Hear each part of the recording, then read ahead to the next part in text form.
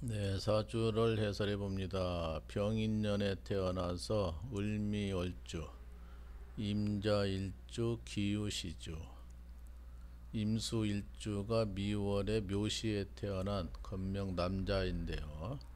목이 두 개, 화가 하나, 토가 두 개, 금이 하나, 수가 두 개, 합이 8자로 된 사주 구성이 됐습니다.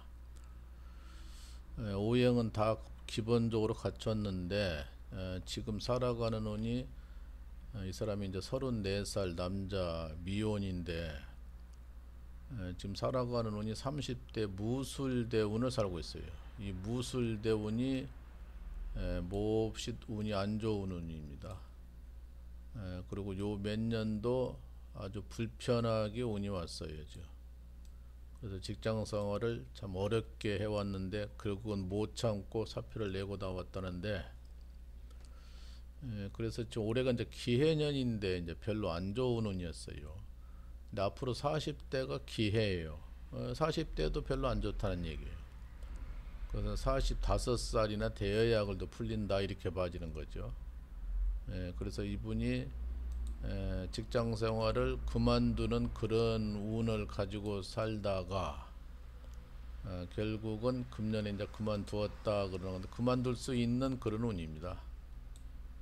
그래서 이제 그만두면 이제 재취업을 해야 되는데 재취업이 잘 안 되고, 이 사람이 이제 또 자기 일을 자영업을 한번 하고 싶다 이렇게 사는 명인데, 자영업이라는 것이 말이셔서 자영업이지 스스로 자자 스스로 시작하는 것은 자기가 시작하지만은 그만치 성공하기가 애로사항이 많은 거죠.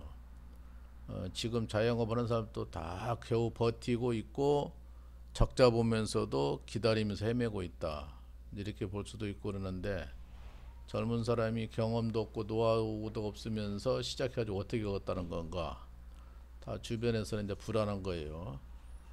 그러나 이 사람이 이제 말은 좋고 하술이 뛰어나서 그런 거 자영업을 해도 되는 사주는 사주인데, 요즘 자영업이 너무너무 힘들고 또 인건비는 올라가고 갈수록 판매는 저조하고, 새로운 것이 말이셔서 새로운 것이지 그게 쉽냔 말이에요.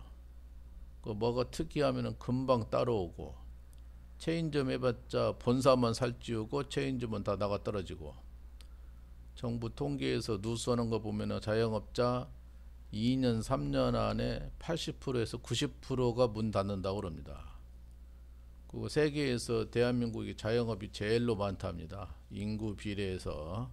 그러니까 먹고 살기가 너무나 힘드는 거예요. 회사도 죽을 지경이니까 자꾸 감원을 하는 거고. 그래서 이 사람이 운한지 나쁘니까 몇 년 동안에 죽을 고생을 하다가 결국은 그만두었다. 그만둘 수도 있고 밀려날 수도 있고 잘릴 수도 있고. 그래 그만치 지금 무술대운이 안 좋은데 작년에 무술년이었어요. 그래서 10년짜리 운이 몹시 나쁘다. 참 걱정이 되는 거죠. 결혼은 안 했지만 여자친구가 볼 때도 걱정이 되고 부모들이 봐도 걱정이 되고, 놀 수는 없으니까 뭐를 하기는 해야 되는데 참 심란한 거죠. 그래서 답답하다. 그리고 이제 배우자 문제도 다소 지적할 수가 있어요. 임자 일주가 자유파도 있고, 파는 부부간에 깨질 수 있다는 거예요. 파자가 깨질 수 있는 파자입니다. 그게. 그래서 그 파살이 있어도 문제고, 또 잠이 원진이라고 이제 미워한다는 거예요. 이제 그런 것도 있어서 문제고, 배우자 문제도 조심스러운데 운한지 안 받쳐주면은 더욱더 문제다. 결혼은 정년기에 접어들었는데 결혼은 아직 못했다 안 했다 이렇게 되는 건데, 그래서 요즘 젊은 사람들이 여자고 남자고 처녀고 총각이고 다 고민이 있는 거예요.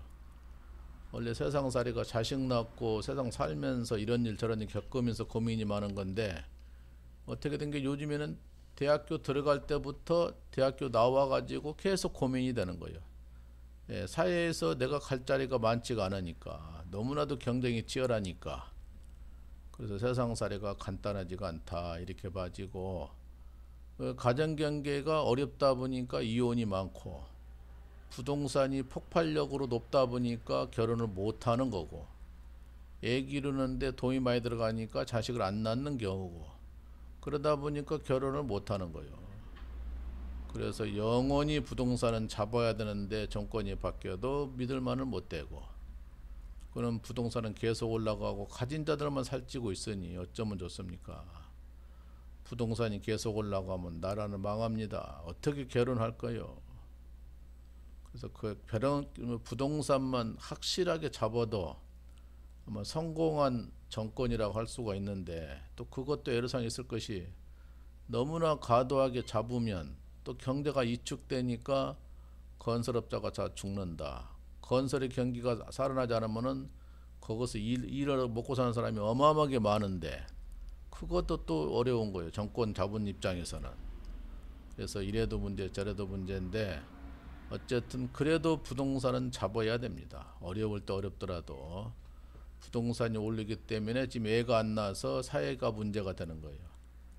초등학교를 줄이다 보니까 중학교, 고등학교 계속 줄이고, 내년부터는 대학교 모집하는 사람이 고등학교 졸업한 사람보다도 한참 더 많으니 나무 돌아가는 거예요. 그래서 정부에서는 대학교를 구조조정하려고 그러는 거예요. 그러면 이제 지방이가 많이 구조조정에 당한다니까 지방에서는 또 반발하고, 그러니까 지방 사람들은 또 서울로 올라가고, 이게 계속 지금 악순환이 계속 되는 거예요.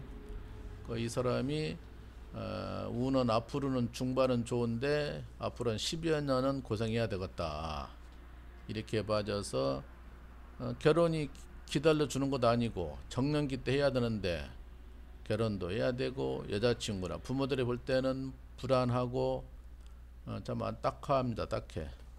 그래서 요즘에 젊은이들이 참 안됐다, 딱하다, 대학생 졸업하자마자 뭐 빚을 짊어지고 나온다는데, 부모들의 학자금이 너무나도 비싸니까 부모들이 허닥하다 보니까 그 뒷받침을 다 못해서 대출받아서 학자금 받아가지고 대학을 졸업하는 거예요. 그래도 또 사회에서 내 갈 자리가 많지가 않고, 그러다 보면 신불이 되는 거죠. 참 안타까운데요. 어쨌든 용기를 잊지 마시고 열심히 살기 바랍니다. 여기서 마칩니다.